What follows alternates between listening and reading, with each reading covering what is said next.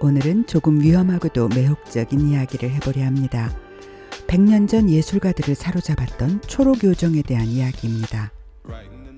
해밍웨이, 오스카 와일드, 반 고흐, 툴루즈 로트렉, 이 예술가들에게 공통점이 있다는 것을 알고 계셨나요? 이 예술가들은 초록빛 안개 속에서 현실을 잊게 해주는 도피처이면서 동시에 자신을 파괴하는 독을 만났던 사람들입니다. 바로 압생트입니다. 본래 의사의 처방주로 시작된 이 술은 지나치게 높은 도수와 부작용으로 인해 1915년 전면 금지되기에 이릅니다. 이후 2000년대가 되어서 몇몇 잘못 알려진 내용들이 수정되면서 규제가 풀리기는 했습니다만 오랫동안 금지되었던 것만큼 그것에 대한 신비로운 광기의 이미지는 사람들에게 여전히 남아 있습니다. 사실 예술가들이 사랑했던 그 광기는 술 때문이 아니라 그들이 마주했던 가혹한 시대와 고독 때문이었는지 모릅니다. 그래서 우리가 오늘 주목할 것은 압생트라는 술 자체가 아닙니다. 그들이 그 독한 술을 빌려서라도 끝내 지키고 싶었던 삶의 품위와 예술적 진실입니다. 세상은 압생트를 금지했지만 그들이 그 속에서 길어올린 예술까지 금지할 수는 없었으니까요. 예술가들의 삶을 채색한 아름다운 광기였지만 결국은 그들 자신을 무너뜨려버린 이 초록 안개. 예술가들이 자신의 영혼의 안식처로 생각했지만 결국은 그들을 파멸로 이끈 무서운 독이 된 이것에 대해 이제부터 이야기해보려 합니다. 해밍웨이의 삶에서 압생트는 단순한 술 이상이었습니다. 고통스러운 현실을 예술로 치환하는 액체 연금술이었죠. 그는 걸작 누구를 위하여 종은 울리나에서 주인공 로버트 조던의 입을 빌려 이렇게 말합니다. 압생트 한 잔은 그가 즐겼으나 잊어버렸던 모든 것들을 대신해 주었다. 그 불투명하고 비리고 혀를 마비시키고 뇌를 데우고 위를 따뜻하게 하며 생각을 변화시키는 이 액체 연금술을 맛보았을 때 그 기억들은 다시 살아났다. 압생트는 도수가 매우 높고 환각을 일으킨다는 위험성 때문에 초록 요정 혹은 초록 저주라고 불렸습니다. 결국 압생트는 심한 부작용 논란으로 유럽 대부분과 미국에서 판매가 금지되었습니다. 하지만 해밍웨이는 압생트가 여전히 합법이었던 스페인과 쿠바를 사랑했습니다. 바르셀로나의 가장 오래된 바 중 하나인 바 마르세유는 해밍웨이가 밤마다 압생트를 마시던 단골집으로 지금도 유명합니다. 압생트를 마시는 과정은 그 자체로 하나의 경건한 의식과 같았습니다. 거친 삶을 살았던 해밍웨이도 이 술 앞에서만큼은 지극히 섬세해졌습니다. 라 루시오라 불리는 경건한 의식을 통해 투명한 초록색이 뿌연 우윳빛으로 변하는 것을 지켜보며 그는 그것을 생각을 변화시키는 필터로 삼았습니다. 잔인한 현실을 이겨내고 내일 아침 다시 글을 쓰기 위한 그만의 고독한 저항이었던 셈입니다. 압생트는 도수가 너무 높아 그대로 마시기 어렵습니다. 그래서 예술가들은 전용 스푼과 설탕 그리고 물을 이용해 이 술을 깨우는 과정을 즐겼습니다. 잔에 압생트를 따릅니다. 잔 위에 구멍이 숭숭 뚫린 압생트 전용 스푼을 올리고 그 위에 각설탕 하나를 올립니다. 각설탕 위에 압생트를 한두 방울 떨어뜨린 후 설탕에 불을 붙이고 설탕이 녹으면 얼음처럼 차가운 물을 설탕 위로 한 방울씩 천천히 떨어뜨립니다. 설탕이 녹아내리며 투명했던 초록색 술이 서서히 뿌연 우윳빛으로 변합니다. 이 현상을 루시오라고 부릅니다. 예술가들은 이 뿌연 안개 속에서 영감이 찾아온다고 믿었습니다. 해밍웨이는 이 변화를 보고 생각을 변화시키는 액체 연금술이라 불렀던 것입니다. 왜 그들은 그냥 마시지 않고 설탕을 녹이고 물을 떨어뜨리는 기다림을 선택했을까요? 해밍웨이에게 그것은 단순한 술이 아니라 고단한 현실의 색채를 바꿔주는 필터였습니다. 그리고 그 독한 술을 빌어서라도 끝내 지키고 싶었던 품위와 예술입니다. 그렇기에 그가 택한 이 파멸적인 방식이 더더욱 안타깝게 느껴졌습니다. 여기 또 다른 방식으로 자신을 소모했던 화가들이 있습니다. 태양의 화가 고흐는 압생트의 성분이 초래한 시각적 왜곡 속에서도 가장 뜨거운 노란색을 발견했습니다. 나는 나 자신을 잊기 위해 술을 마신다. 하지만 압생트의 그 초록색은 나에게 가장 아름다운 노란색을 보여준다. 최상의 상태에 도달하기 위해 나는 나 자신을 조금씩 파괴하고 있다. 압생트를 마시면 모든 것이 노랗게 변하고 그 노란색은 나에게 가장 높은 온도의 열정을 가져다 준다. 그에게 압생트는 파괴적인 탐닉이 아니라 눈앞의 진실을 놓치지 않기 위해 자신의 건강과 맞바꾼 처절한 대가였습니다. 한편 귀족 가문에서 태어났지만 사고로 성장이 멈춘 난쟁이 화가, 신체적 열등감과 편견에 시달렸던 툴루즈 로트렉은 지팡이 속에 압생트를 숨겨 다녔습니다. 이 지팡이 안에는 약 500ml 정도의 압생트를 담을 수 있는 유리 플라스크와 작은 잔이 숨겨져 있습니다. 그는 그것을 휴대용 구급상자라 불렀죠. 인생은 지독하게 짧고 예술은 지독하게 길며 갈증은 지독하게 깊다네. 그가 지팡이 속에 술을 숨긴 것은 단순한 중독이 아니라 세상의 시선으로부터 자신을 보호하고 오직 예술 안에서만 자유롭고 싶어 했던 고독한 이방인의 투쟁이었습니다. 고흐는 세상이 노랗게 보일 때까지 마시며 빛의 황홀을 쫓았고, 로트렉은 지팡이 속에 술을 숨기며 자신만의 작은 방을 만들었습니다. 두 사람에게 압생트는 파멸로 가는 길이었을까요? 아니면 그 파멸 속에서도 끝내 피워내고 싶었던 예술의 불꽃이었을까요? 우리가 가끔 현실의 시름을 잊기 위해 무언가에 몰입하는 그 마음, 아마 100년 전 그들도 똑같은 마음으로 그 초록빛 잔을 들었을지도 모릅니다. 광기와 파멸로 이어진 안개가 그들을 완전히 무너뜨릴 때까지 천천히 주저앉는 그 위험한 어둠 속으로 들어갔던 것이지요. 탐미주의의 대가 작가 오스카 와일드는 압생트의 단계를 철학적으로 정의했습니다. 그는 압생트를 마시는 단계를 3단계로 나누어 설명했는데 이는 인생의 통찰과도 맞닿아 첫 번째 단계는 평범한 술을 마시는 것과 같다. 두 번째 단계는 세상이 잔인하다는 것을 깨닫게 되는 단계다. 마지막 세 번째 단계에 이르면 당신은 자신이 보고 싶은 대로 세상을 보게 된다. 발치에 튤립 다발이 피어나는 환상을 보게 되는 것처럼 말이다. 오스카 와일드는 그의 평전에서 압생트를 이렇게 정의했습니다. 압생트 한 잔은 이 세상 그 무엇만큼이나 시적이다.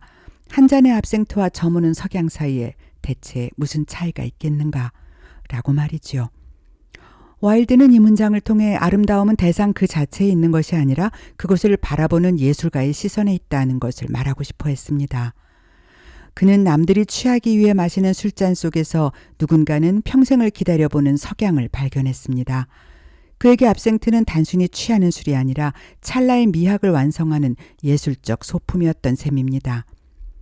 지금 우리의 일상 속에도 그런 한 잔의 석양 같은 순간이 있지 않을까요?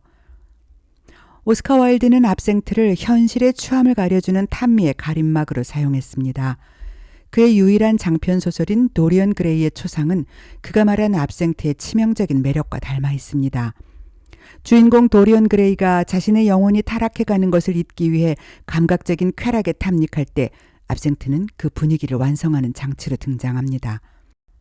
나는 삶이 즐거움이기를 바랐고 감각의 화려함 속에서 도덕의 지루함을 잊고 싶었네. 압생트는 그 뽀얀 안개로 세상을 덮어버리고 나에게 오직 내가 보고 싶은 환상만을 남겨주었지. 이처럼 와일드에게 압생트는 추한 진실보다 아름다운 거짓을 선택하게 하는 도구였습니다. 세상이 너무 적나라해서 아플 때 우리는 가끔 눈을 감고 싶어지는 것처럼 와일드에게 압생트는 세상으로부터 자신의 예술적 아름다움을 지키는 필터이자 차단막이었을 겁니다. 그러나 해밍웨이는 와일드와 정반대의 이유를 갖습니다. 해밍웨이에게 그것은 도피가 아니라 내일을 맞이하기 위한 최소한의 용기였습니다. 삶은 우리 모두를 부수지만 어떤 이들은 바로 그 부서진 자리에서 더 단단해진다. 해밍웨이는 이 문장을 통해 부서진 상처와 그 상처를 마주하는 자신의 모습을 말합니다. 해밍웨이와 고흐 같은 예술가들에게 이 부서진 자리는 전쟁의 상처, 소외, 신체적 고통이었습니다. 그리고 그들은 그 부서진 틈을 메우기 위해 압생트라는 위태로운 보존장치를 선택했습니다. 비록 그 방식은 파괴적이었을지라도 그 결과로 남겨진 예술작품은 그 어떤 삶보다 단단하고 영원한 것이 되었죠. 누구를 위하여 종은 울리나에서 주인공 로버트 조던이 죽음을 앞둔 전쟁터에서 마시는 압생트 한 잔이 그에게 과거의 평화롭던 기억을 되살려 주었던 것처럼 그는 자신이 가졌던 그러나 잊고 지냈던 모든 것들을 다시금 사랑할 수 있게 되었던 것입니다.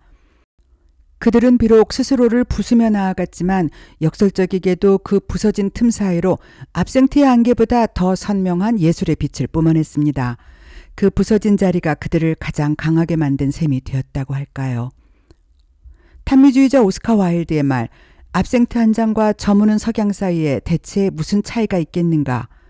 여기에서 그에게 술잔은 감상해야 할 하나의 시였습니다. 반면 리얼리스트 해밍웨이는 이렇게 답하는 듯합니다.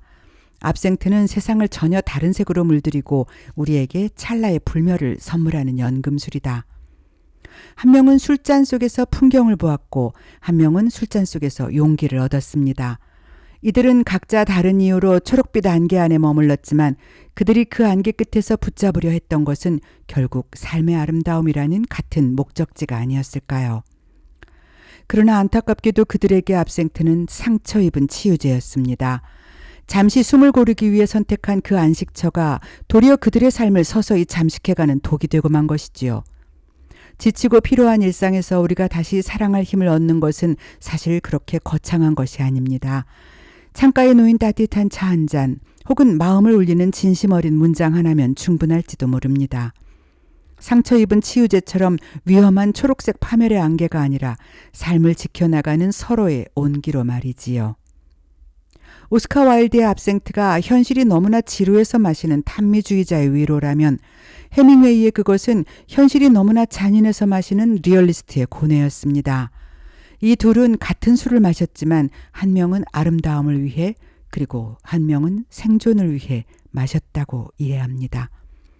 그러니까 오스카 와일드는 압생트의 안개 속에서 장미정원을 보았고 해밍웨이는 그 안개 속에서 고향의 숲을 보았다는.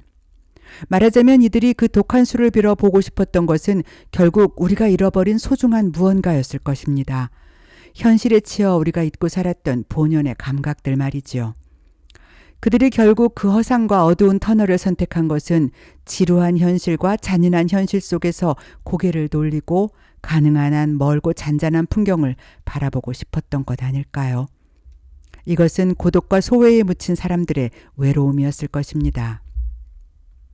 인상주의 화가 드가는 압생트 그 자체보다 압생트를 마시는 사람들의 고독에 주목했습니다.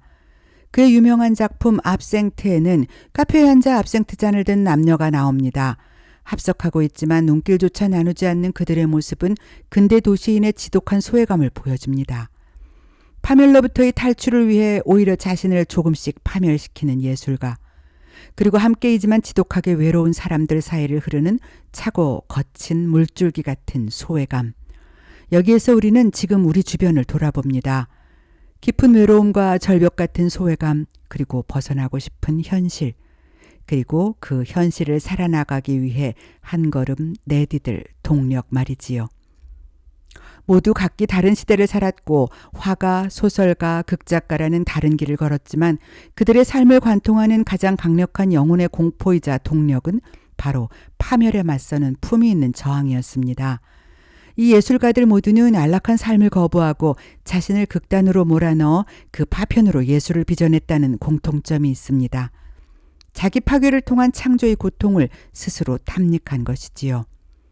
그들은 모두 자신의 몸을 돌보지 않는 지독한 탐닉과 고립 속에서 예술의 정점을 찍었습니다. 이들이 보여준 모습에서 우리는 예술가는 자신의 상처를 진주로 만드는 조개와 같다. 그들은 스스로를 파괴함으로써만 영원히 살 수 있는 무언가를 남겼다는 이야기를 생각하게 됩니다. 이들은 모두 주류 사회에 속해 있었으나 내면은 철저히 이방인이었습니다. 오스카 와일드는 화려한 사교계의 스타였으나 동성애와 탄미주의라는 이유로 철저히 배척당했고 로트렉은 귀족 가문 출신임에도 신체적 장애로 인해 몽마르트의 하층민들 사이에서만 안식을 찾았습니다. 해밍웨이는 강인한 남성성의 상징이었으나 평생 길 잃은 세대로서 어디에도 정착하지 못하는 공허함을 느꼈습니다. 그리고 반 고흐는 신앙과 사랑, 가족으로부터 끊임없이 거절당하며 오직 캔버스 안에서만 자신의 삶과 존재가 받아들여졌습니다. 이들을 관통하는 공통점은 아웃사이더의 고독과 관찰자적 시선입니다.